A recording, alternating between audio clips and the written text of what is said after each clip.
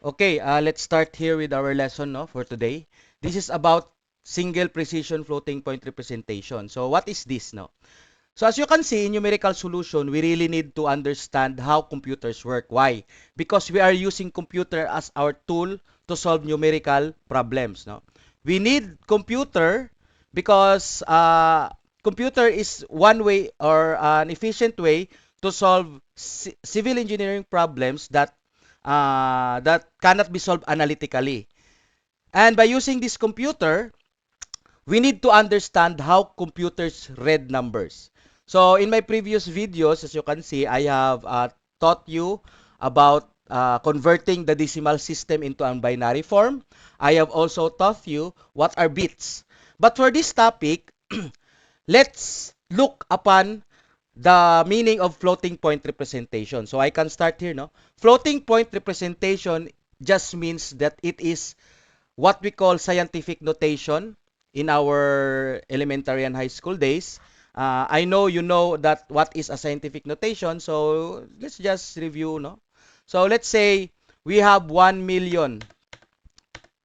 So 1 million is followed by 6 zeros, no? I will put it here so you can see here. So if we want to convert it into scientific notation, it's just moving the decimal point up to the point where we can see only the whole number. As you can see here, our scientific notation is just 1.0 times 10 to the 6.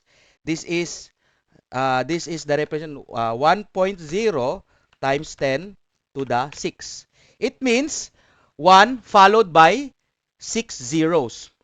So as you can see here, this is an efficient way of representing numbers in binary system because if we want to to optimize the use of bits, like say single precision floating point, which was intended for only 32 bits, meaning 32 bits, it means 32 placeholders containers. So if we want a long range of numbers or numbers that we can have, we need to convert it into a scientific notation. But for these purposes, the term here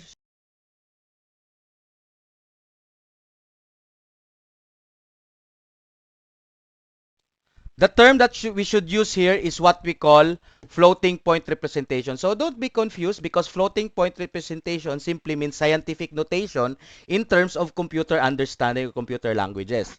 So this floating point representation was set by the Institute for Electrical and Electronics Engineers. No, it is an international institution. I think this is IEE 754 standard. So 32 bits simply means single and 64-bit simply means double precision. So what do we mean by 32-bit? It means that we have 32 placeholders. As you can see here, we have 32 until here, 32. So this 32 is enough to read numbers up to, if we convert it into decimal places, up to 128 decimal places. Because as you can see here in exponent, the maximum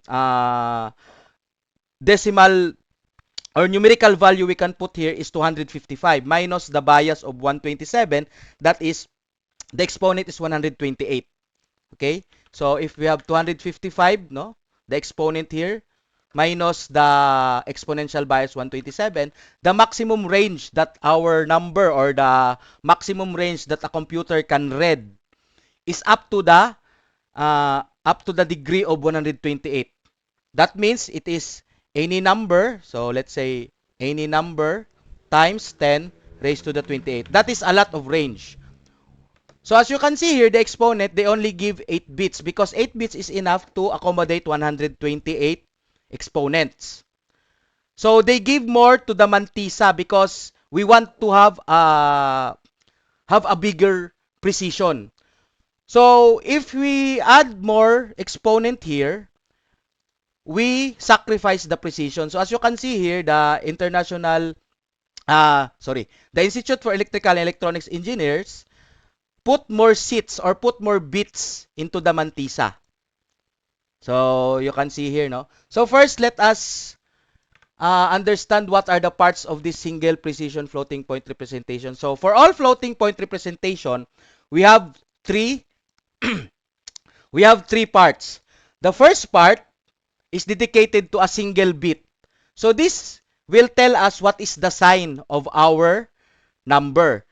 So there are only two signs, that is a positive sign and a negative sign. A negative sign denotes a negative number that is less than 0. A positive sign greater than 0. So as you can see here, the sign, for purposes here, uh, the IE set a standard that for sign, a positive sign means 0, the symbol 0. For positive, the symbol is 1. So as you can see here, no? This is negative sign and this is a positive sign. So it is enough for this sign uh, to be allocated by only one bit, no? So the next bits sa 2 to 9, no? So 2, 3, 4, 5, 6, 7, 8, 9 bits represents what we call the exponent. So they allocate at least 8 bits in this exponent. So later we will talk about how a computer read exponents here. Then finally, the mantissa. So if you can remember in your scientific notation, mantissa is the number after the decimal point when you after the point, no, when you convert it into a scientific notation. So that is a mantissa. It is also true with binary. Mantissa is also after the point of a whole number, and that is the mantissa. So as you can see here, we only have three parts. Exponential bias, this is not a part, this is just part of the exponent. So why do we only need three parts for a floating point representation? Unlike in scientific notation, we need at least four. So as you can see here, for example, let's go back to decimal system, no? Let's say 2.3654 times 10 to the 5. So as you can see here, we can put that our first part, the whole number, is 2. This is 2. Yan. This is our first part. The second part is what we call the mantissa. Uh, This is what we call the 3654. That is the mantissa. Let's say. Then finally, no, not yet. The exponent, we have 5. And finally, we have the sign. Our sign here is positive. So as you can see here, we only need, we need 4 in decimal system. Why? Because this whole number represents, can be represented by 9 symbols. That is 1, 2, 3, 4, 5, 6, 7, 8, 9. So we really need to put the whole number. So at least only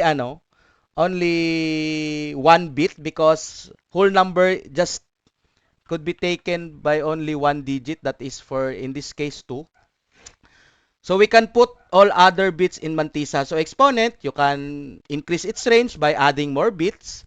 And sign, it only takes one bit for a sign. Same with the whole number. So as you can see here, we need 4 parts. But fortunately, for binary system, we only need 3 parts. That is the sign, the exponent, and the mantissa. So sir, uh, where is the whole number? As you can see, in our binary system, there is only one symbol for the whole number, and that is always 1.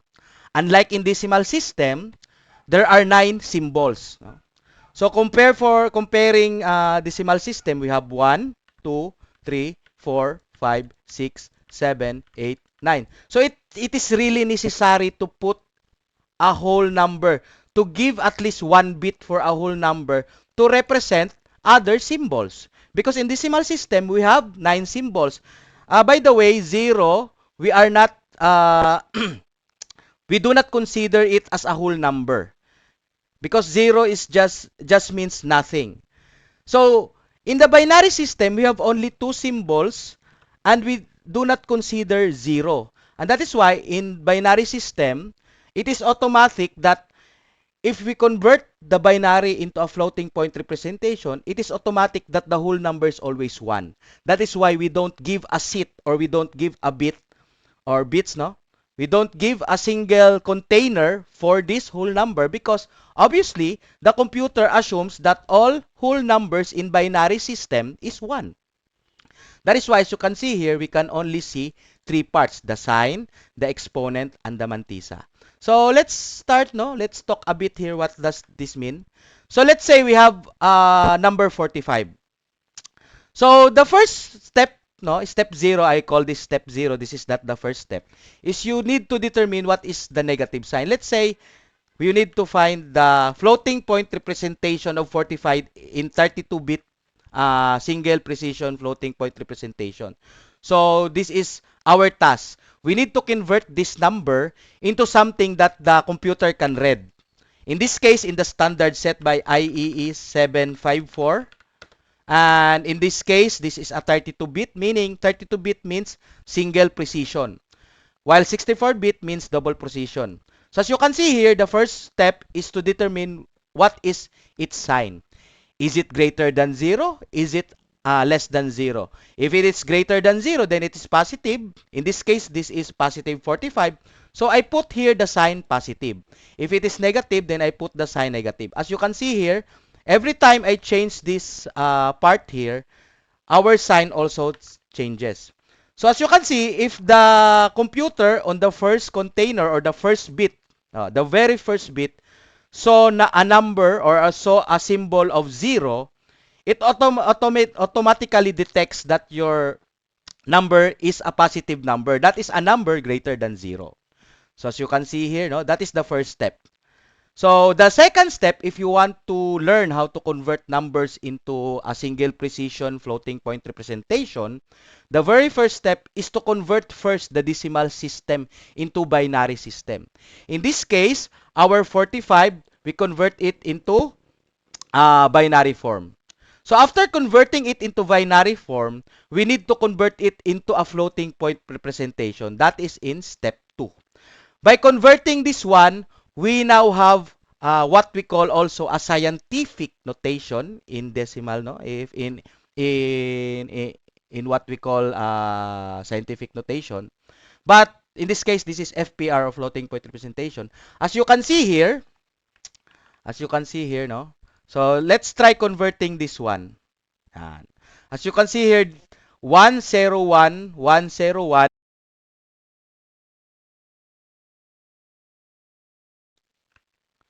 So 101, 101 represents 45 in binary form. So in order to convert it into floating point representation, we just need to move this point here into yan. So we can see here that it takes at least 5, no? So that is why our exponent is 5. As you can see here, I have created this Excel. That is why this is automatic. If I want to change this one, you can see it changes 45. Okay. So as you can see here, the exponent is 5, and our mantissa, which is the mantissa that is the points after the whole number, this is our mantissa. So since this is our mantissa, we need to put it here. And this is the our mantissa. This is the answer for the mantissa. You just put this set of numbers that is after the whole number. That is the mantissa. Now next, what is this exponent? So now we have this sign, and we have now this mantissa. So the last thing we should do is to convert this decimal system. Sorry. This exponent, into a binary form. But the IEE 754 suggests that we have this what we call exponential bias, no? So we need to add this one into our exponent. So adding 127 into 5, it yields us 132. And finally, step 4, input the exponent and bias binary and mantissa to their respective seats, no? Step 3. So extract exponent and add the bias and convert it to binary system. So 132 in the binary system is 1 followed by 4 zeros, then 1 followed by 2 zeros. So this one, you put it here. You can see here, you put it here. So finally, this is the floating point representation of a 32-bit number 45. So for other numbers, let's try. Let's try again 65. So this is the floating point representation of 65. 213, 24, 500, 6, 511. So as you can see here, this is what we call the floating point representation. So that is how we convert a number into a floating point representation, and it is really smart for the Institute for Electrical and Electronics Engineers to create these standards, no? Because 32-bit and 64-bit is just a very, very small bit. 32-bit cannot even read 1 trillion.